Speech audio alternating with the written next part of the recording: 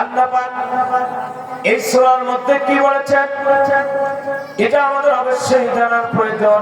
নামাজের মধ্যে আমরা কতবার তেলাওয়াত করি, এই নামাজের মধ্যে আমরা সূরাগুলো তেলাওয়াত করি, কি পড়লাম আমরা কিন্তু জানি না। কথা বলেন ঠিক কিনা? নামাজ সঠিকভাবে পড়তে পারি না। এরপর আমরা যাই ইমাম সাহেব রুকুতে গেছে নাকি, ইমাম সাহেব রুকুতে চলে গেছে, ওই সময় আমরা এমন একটা দৌড় দেই, দৌড় দিয়ে আমরা সর্বত্র আল্লাহু আকবার আল্লাহু আকবার বলে রুকুতে চলে যাই। নামাজের ভিতরে আমরা উদাসীন, কি পড়লো হুজুর, আমি কি পড়লাম আজ পর্যন্ত আমরা জানলাম না। ঠিক কিনা? আজকে যদি আমরা হুজুর কোন সূরা তেলাওয়াত করলো এর অর্থটা কি, ব্যাখ্যা কি, আর যদি আমি আপনি জানতাম সমাজের মধ্যে সুদ থাকতো না, ঘুষ থাকতো না, দুর্নীতি থাকতো না, আপনার ফ্যামিলির মধ্যে কোন রকমের খারাপ অশ্লীল কাজের মধ্যে জড়িত হতো না। কথা বলেন ঠিক কিনা? আল্লাহ পাক ডাকতে বলে মানুষেরা শোনো, আপনাদের ইমাম সাহেব যে সুন্দর বক্তব্য দিচ্ছিলেন ওই বক্তব্যকে আমি কিছুটা কাজ করে আপনাদের সম্মুখে উপস্থাপন করতে চাই, উপস্থাপন করে বিদায় নিতে চাই। আমার ভাইরা, আমি আপনাদেরকে একটা জিনিস বলতে চাই, মানুষ সম্পদের কাছে এত উদাসীন, এত উদাসীন, মানুষ সম্পদের কাছে আখিরাতকে হার মানায় দেয়। কথা বলে ঠিক কিনা? সম্পদকে তালাশ করতে গিয়ে মানুষ আখিরাতকে ভুলে যায়। এখানে আল্লাহ পাক ডাকতে বলতেছে আদম সন্তানেরা শোনো, আদম সন্তানেরা তো এমন হবে যারা সম্পদকে খুঁজতে গিয়া, অর্জন করতে গিয়া, সম্পদকে লাভ করতে গিয়া, সম্পদকে তারা গোছাতে গিয়া, অর্থ সম্পদ ব্যালেন্স করতে গিয়া মানুষ আখিরাত ভুলে যাবে, আল্লাহ ভুলে যাবে, মসজিদ ভুলে যাবে। মসজিদ দুনিয়ার জীবনে বেশি হবে, মুসল্লি খুঁজে পাওয়া যাবে না। ঠিক কিনা? আমার ভাইরা, যদিও মুসল্লি পাওয়া যায়, এমন একটা মুসল্লি পাওয়া যায় যে মুসল্লি মসজিদের মধ্যে পবিত্র হয়ে ওযু করে সুন্দর করে মসজিদে গিয়ে আল্লাহর কাছে প্রার্থনা করলো, বান্দা পাক ও পবিত্র হয়ে বের হয়ে আসলো, আসার পরে এমন একটা কাজ করে সুন্দর করে চার স্থলে বসে চাটা টান মারে আর নর্তকীদের সিনেমাগুলো দেখে। আছে না নাই? এই সমস্ত মুসল্লিদেরকে আমি বলে থাকি, আপনি একটা কুকুরকে যখন বাড়িতে নিয়ে আসবেন, পোলাও খাওয়াবেন, কুমড়া খাওয়াবেন, গোশত খাওয়াবেন, মাংস খাওয়াবেন, খাওয়ানোর পরে ওকে ছেড়ে দিলেন, রাস্তাঘাটে দেখলেন কত সুন্দর করে খাওয়ায়া দিলেন, এরপরে যখন রাস্তায় একটা পায়খানা বা মল পেল, এরপরেও সে একটা চাটন দিয়েই দিবে।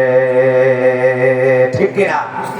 একটা খাওয়ায়া দিলেন, ভালো খাবার, উৎকৃষ্ট মানের খাবার, দামি খাবার, এই খাবার ছেড়ে রাস্তার পাশে ময়লা যেরকম চাটন মারে, কিছু মুসল্লি আছে পাক পবিত্র মসজিদে ঢোকে গুনাহমুক্ত হয়ে বের হয়েছে, চারিষ্টা লেগে আবার সেই কুকুরের মধ্যে চাটন মারে। কথা বলে ঠিক কিনা?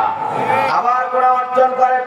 এখানে সমাজ আজকে সমাজ কুলসিয়াতে ভরা, গুনাহের মধ্যে ভরা, ব্যভিচারের মধ্যে ভরা, জেনাকারের মধ্যে ভরা, সুদ ঘুষে ভরা, বেনামাজিতে ভরা। যতই কেনা কোরআন হাদিস বলেন, ওরা কখনো এটা শুনবে না। আমাদের প্রত্যেকের ঘরে আয়না আছে তো ভাই? আয়না আছে? আয়না চেনেন তো? আয়না, আমার ভাষা তো বুঝতেছেন ভাই?